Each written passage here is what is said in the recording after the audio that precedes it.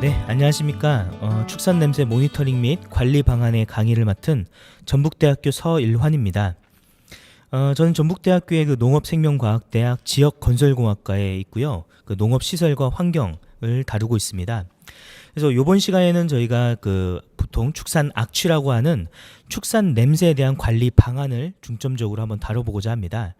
이를 위해서는 우리가 축산 냄새가 어디서부터 시작되는지, 그리고 어떻게 이걸 평가하고, 그리고 앞으로 어떻게 관리해야 되는지에 대해서 한번 쭉 같이 1시간 동안 얘기를 해보려고 합니다. 우선 발제에 앞서서 간단하게 제가 하고 있는 연구들을 한번 보여드리려고 하는데요.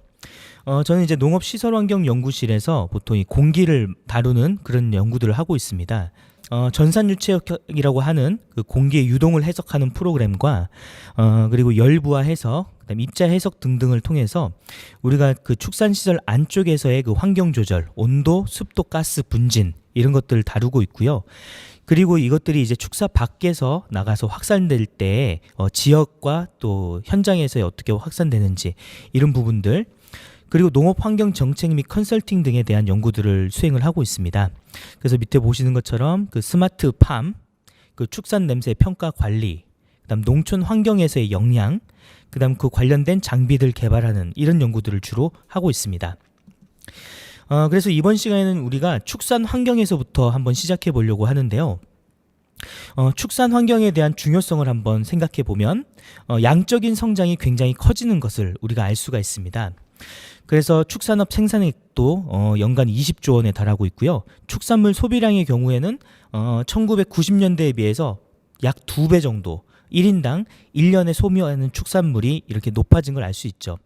안타깝게도 쌀 소비량은 그에 비해서 절반으로 줄어든 상황입니다. 이렇게 축산업이 양적으로는 성장하고 있었는데 축사나 아니면은 가축 분뇨를 처리하는 시설들은 사실상 40년, 50년 정도 그 자리에 계속 있었죠. 근데 이제 최근에는 이제 도시가 팽창하면서 또 귀농 귀촌이 늘면서 축산과 도시 간의 거리가 좁혀지고 있습니다. 과거에는 이제 주거지와 축산 시설 또는 가축 분뇨 처리 시설이 멀리 떨어져 있었다면 도시가 점점점 팽창함에 따라서 거리가 좁혀지고 있죠. 또 최근 들어서는 이 환경에 대한 관심이나 삶의 질에 대한 관심이 높아지다 보니까 결국은 이렇게 팽창되면서 과거에는 멀리 떨어져서 크게 신경 쓰고 있지 않았던 이 축산 환경과 그 다음에 주거 지역이 점점 가까워지는 것을 우리가 알 수 있습니다. 특히나 이런 축산이 가까워지면서 우리가 고민해야 될 부분은 바로 이 가축 분뇨 발생인데요. 가축 분뇨 발생량은 연간 약 5,200만 톤, 그래서 생활하수의 양과 거의 맞먹는 정도의 분량이 발생하고 있는데, 이 중에서 우리가 돈분이 40%, 우분이 30% 정도 됩니다. 이걸 처리할 수 있는 방법들은 우리가 여러 가지 생각해 볼 수 있는데, 가장 크게는 자원화, 즉 퇴비와 액비로 만드는 방법과 그 다음 정화 처리해서 수계로 방류하는 이런 두 가지로 생각을 해볼 수가 있습니다. 그 중에서 우리나라의 자원화율은 90% 이상인데요. 과거에는 2012년까지는 우리가 해양 투기가 가능했기 때문에 일부를 바다에다 버렸지만 지금은 이제 그럴 수 없기 때문에 육상에서 결국은 대부분을 자원화를 통해서 우리가 소모를 해야 됩니다. 이 자원화를 통한 소모는 대부분 퇴비와 액비를 만들어서 농경지에 살포하는 방법으로 되고 있는데요. 그렇다 보니까 우리가 제대로 자원화되지 않고 부숙이 되지 않은 상태로 살포되는 경우에는 또 인근 지역과의 또 축산과 도시의 거리가 좁혀지다 보니까 축산 냄새에 대한 민원, 그 다음에 이런 부분들이 또 심각한 문제로 작용하고 있죠. 이 가축 분뇨로 인한 문제들이 다양한 것들이 있는데요. 그 중에 이제 가장 대표적인 거 몇 가지를 가져왔는데 3가지로 나눌 수 있을 것 같습니다. 하나는 수질 문제, 그 다음에 미세먼지, 그리고 악취, 이렇게 생각해 볼 수 있는데요. 수질로 인한 문제를 한번 보시면은 2018년도에 대청댐의 모습입니다. 이런 녹조 문제가 대표적인 양분 과잉으로 인한 문제가 될 수 있죠. 물론 가축 분뇨만이 이 녹조의 원인이 되는 건 아닙니다만, 가축 분뇨 자원화를 통해서 농경지에 살포된 양분이 만약에 너무 과잉해서 투입되게 된다면, 그러면 강우시 또는 지금처럼 이렇게 홍수나 아니면 태풍이 왔을 때 이게 수계로 유입돼서 내부에 영양 물질이 많아지게 됩니다. 이로 인해서 이렇게 녹조가 발생할 수 있죠. 그리고 이제 최근에 또 미세먼지에 대한 부분도 다루고 있는데요. 미세먼지는 우리가 이제 지금은 이제 다들 마스크를 쓰고 있을 정도로 미세먼지에 대해서 관심도가 높아졌는데, 미세먼지를 우리가 PM10이라고 하는 10마이크로 이하의 어떤 미세먼지와 PM2.5 이하의 그 초미세먼지로 나누게 된다면, 일반적인 미세먼지는 기계적인 영향에 의해서 발생합니다. 즉 눈에 보이는 흙먼지라고 생각하시면 되죠. 초미세먼지는 근데 눈에 보이지 않습니다. 이 초미세먼지들은 주로 그 암모니아와 그다음 낙스, 삭스 이런 것들이 결합되는 화학적인 부분에 의해서 만들어지게 됩니다. 그런데 이제 낙스, 삭스의 경우에는 자동차 배기가스라든지 아니면은 그 어떤 공장 배기구에서 이미 발생을 한 상태고요. 나머지 암모니아의 발생을 생각해 보면, 이 암모니아가 주로 축산 분뇨, 퇴액비 여기서 나오는, 즉 농업 분야에서 80% 이상이 배출되게 됩니다. 그렇다 보니까 이 초미세먼지의 발생 기작을 생각해 봤을 때 이 축산 쪽에서 미세먼지가 발생한다라는 그런 오명을 받을 수도 있게 되죠. 그리고 또 다른 이제 오늘 다루려고 하는 부분이 바로 이 축산 악취 부분입니다. 우리가 악취라고 표현했을 때는 기본적으로 그 거부감이 느껴지는 단어이기 때문에 본 강의에서는 악취보다는 이 냄새라는 말로 좀 순화시켜서 사용을 하려고 하는데요. 이 축산 냄새 민원이 지금 굉장히 많이 증가하는 걸 볼 수 있는데요. 이제 축산 냄새에 관련된 민원이 2014년도에 약 3,000건이 안 되던 것이 불과 한 4, 5년 사이에 6,000건, 6,700건, 그래서 거의 3배 가까이 이렇게 증가되는 것을 볼 수 있습니다.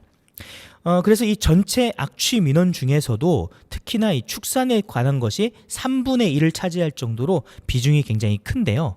이와 관련돼서 이제 농식품부 또 환경부 여러 가지 이제 방식들을 통해서 이 지침 위반하는 농가들도 적발하고 또 여기에 대해서 컨설팅도 이루어가고 있습니다.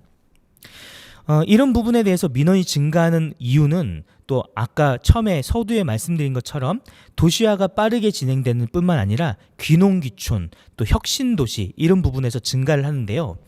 예를 들어보면 우리가 이천시를 한번 예를 들어보면, 이천이나 화성 이런 데를 예를 들어보면 거기 이제 그 반도체 회사들이 있습니다. 반도체 회사에서 사람들이 이제 깨끗한 클린룸, 그래서 먼지가 없는 그런 공간에서 일을 하다가 밖으로 나가죠. 그러면 이제 오후에 저녁 때 밖으로 나가면은 그 지역에 축산 냄새가 꽉 차 있습니다. 그렇다 보니까 사람들이 거기에 대해서 불만을 가지고 민원을 제기할 수밖에 없죠. 이 민원은 이제 우리가 생각을 해보면 특히나 온도가 상승하는, 그래서 그 가축 분뇨가 부숙되기 좋은 여름철에 민원이 집중되는 경향이 있고요. 그다음 또 재밌는 그 상황들을 살펴보면은 이 민원이 집중되는 시기가 이제 추석이나 아니면은 그 설은 아무래도 겨울이니까 추석 때 또 민원이 집중됩니다. 이유인즉슨 이제 그 부모님이 귀농귀촌을 하셨는데 이제 서울에서 자식들이 내려오죠. 그래서 자식들이 내려와서 부모님 집에 갔는데 밤이 되니까 이 악취가 심각하게 느껴지는 거죠. 근데 그 악취의 원인이 사실 중요합니다. 우리가 그 냄새가 발생하는 것이 축산도 있지만 뭐 자원화 시설도 있을 것이고 또 산업 단지도 있을 것이고요. 공장들도 있을 텐데 보통 사람들은 축산 쪽으로 많이 민원을 집어넣게 되죠. 정확하게 분석할 수가 없기 때문에. 그렇다 보니까 이제 대부분 민원이 축산 쪽으로 많이 집중되게 됩니다. 그래서 국내 악취 민원 발생되는 경향도 보시면 축사 쪽으로 많은 양이 지금 쏠려 있고요. 나머지는 하수 처리장이나 쓰레기 매립, 자, 이런 쪽으로 민원이 많이 발생되는 것을 볼 수 있습니다. 그럼 축산 냄새에 대해서 한번 조금 생각을 해봐야 되는데요. 이 축산 냄새를 정의하는 걸 보면 가축 분뇨와 축산 시설에서 발생하는 축산 냄새는 황화합물, 또 휘발성 지방산, 페놀, 인돌, 또 암모니아와 휘발성 아민 이런 것들에 의해서 발생한다고 합니다.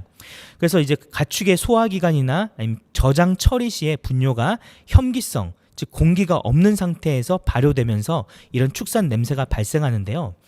우리가 문헌에 따라 좀 다르지만 최대 한 400가지 이상의 그런 복합적인 요소들이 같이 이루어지는 것이 축산 냄새라고 할 수 있습니다. 근데 이제 재밌는 건 뭐냐면 암모니아와 황화수소는 그 양이 좀 많은 편이지만 아주 미량의 원소들도 이 축산 냄새를 강화시키는데 크게 영향을 주는 걸 우리가 알 수 있는데요. 예를 들어 보면 우리가 쌀국수를 먹는데 그 우리가 쌀국수에 들어가는 그 뭐라고 하지? 그 고수잎을 한 개 정도 딱 떨어뜨리더라도 쌀국수의 향이 확 바뀌는 걸 알 수 있습니다. 마찬가지로 여기도 축산 냄새 중에서도 인돌이나 이런 같이 어떤 작은 양만 있더라도 냄새를 확 바꿀 수 있는 그런 물질들이 있기 때문에 우리가 이것들을 어떤 특정한 물질의 농도를 가지고 평가하는 것이 굉장히 어렵습니다. 자, 그런데 이제 그 다음에 이제 요거에 대해서 어떻게 그럼 모니터링하고 관리하는지를 알기 전에 축산 농가의 현실을 잠깐 한번 보고 넘어가면은, 지금 이제 보시는 그림에서 이제 파란색으로 나타낸 그림들이 사육두수입니다. 사육두수는 보시는 것처럼 그 소, 젖소, 그 다음에 육개, 그 다음 산란개 합쳐진 거고요. 그 다음 돼지, 소폭 증가하는 추세가 있는 걸 보실 수 있습니다. 근데 반면에 사육 농가는 점점 줄어들고 있죠. 소 마찬가지, 젖소, 그 다음 육개 마찬가지입니다.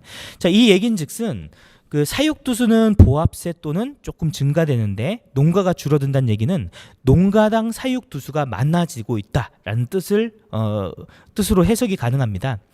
결국 농가에서는 이렇게 밀집 사육되게 되고, 밀집 사육되면 가축 분뇨의 농도가 높아지기 때문에 또 여기에 따른 문제점이 발생할 수 있죠. 그런데 이제 그 다음에 이 가축 분뇨를 아까 앞에서 말씀드린 것처럼 자원화를 통해서 90% 이상 처리를 해야 되는데 농경지는 점점점 감소하고 있습니다. 자, 이 농경지는 이제 논과 밭을 합쳐서 계속 조금씩 줄어들고 있죠. 즉 발생되는 가축 분뇨는 많은데 이걸 살포해야 될 농경지가 부족해진다. 또 다른 문제는 그 살포하거나 이럴 때 우리가 또 노동력이 많이 소비가 됩니다.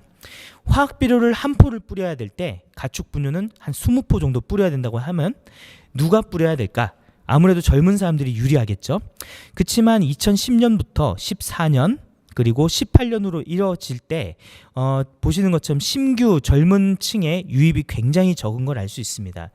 그래서 우리가 이 가축 분뇨 문제를 처리할 때 고민해야 될 부분은 경제성과 또 이 노동력을 어떻게 해결할 거냐, 이런 부분들이 굉장히 중요해지고 있죠. 그리고 우리가 또 다음에 고민해야 될 거는 이 포스트 코로나입니다. 최근에 이제 코로나 때문에 안정적인 먹거리 확보에 대한 식량 안보가 되게 중요성이 우리가 올라가고 있는데요. 과거에는 이런 식으로 얘기했습니다. 가축 분뇨 문제, 그 다음에 축산 냄새 문제. 자, 이런 것들이 있으니까 그러면 우리 그럼 수입해서 먹으면 어떨까?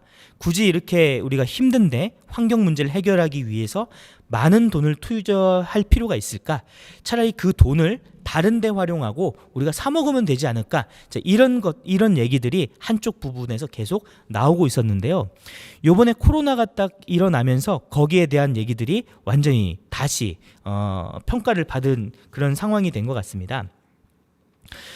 보시는 것처럼 이제 그 베트남부터 해서 동남아시아 쪽에 코로나가 19가 이제 나오면서 사료 작물의 이동도 원활하지 않았고요. 축산물도 마찬가지로 방역 문제 때문에 수입과 수출이 원활하지 않았습니다. 그렇다 보니까 우리가 앞으로의 그 축산 환경 쪽에서는 이 방역 문제까지 고려했을 때 자급자족을 할 수 있는 방법이 굉장히 중요해지고요. 그거에 따라 가지고 우리가 그럼 앞으로 어떤 식으로 해야 될까? 선진 환경은 어떤 식으로 축산 환경을 가야 될까? 이런 부분에 대한 고민도 우리가 점점 늘어가고 있습니다.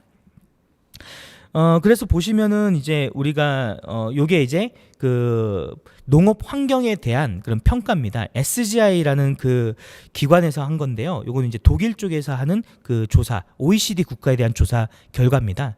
보시는 것처럼 자원 재활용은 우리나라가 굉장히 좋습니다.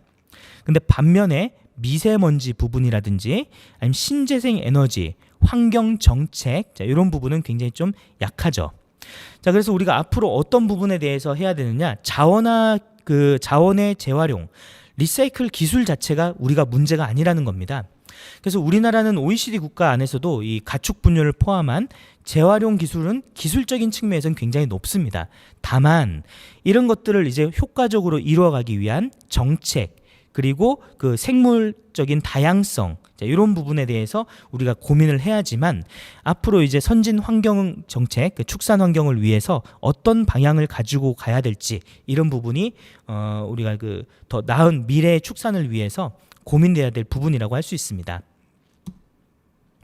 자, 다시 이제 축산 냄새 쪽으로 넘어와서요. 축산 냄새에 관련된 법령을 한번 검토해 보면은 축산 냄새는 악취 방지법에 의해서 우리가 그 관리를 받고 있습니다. 그리고 악취 방지법에 이제 따라 있는 악취 공정 시험법에 의해서 그 시험 그 평가를 받게 되죠.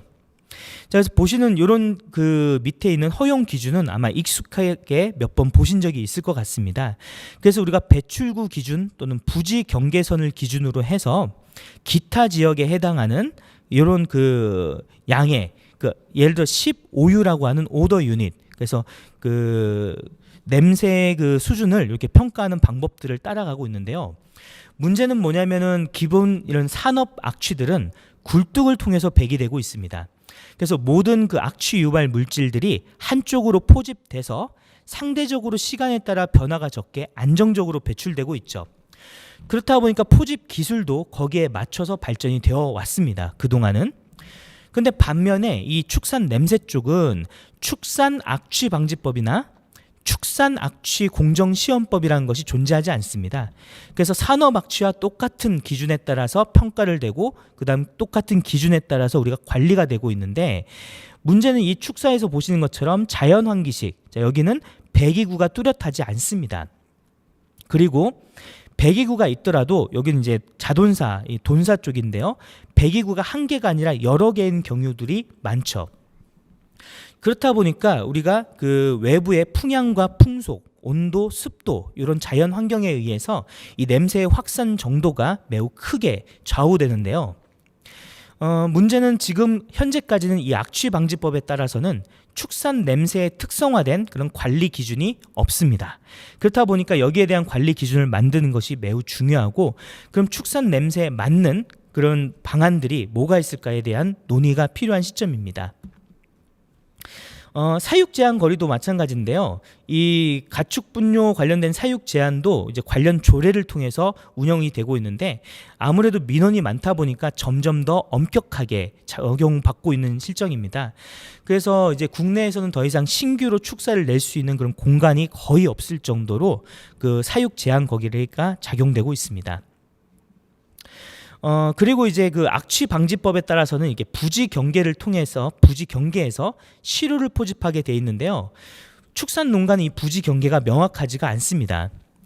일반적으로 부지 경계라고 하면 그 축사가 가지고 있는 땅 전체를 부지라고 보고 그 땅 바깥쪽에서 이제 포함을 하게 되는데, 만약에 이제 넓은 땅을 가지고 있다 그러면은 부지 경계가 넓을 것이고, 그러면 축사에서부터 거리가 이미 멀리 떨어져 버리게 되는 거죠.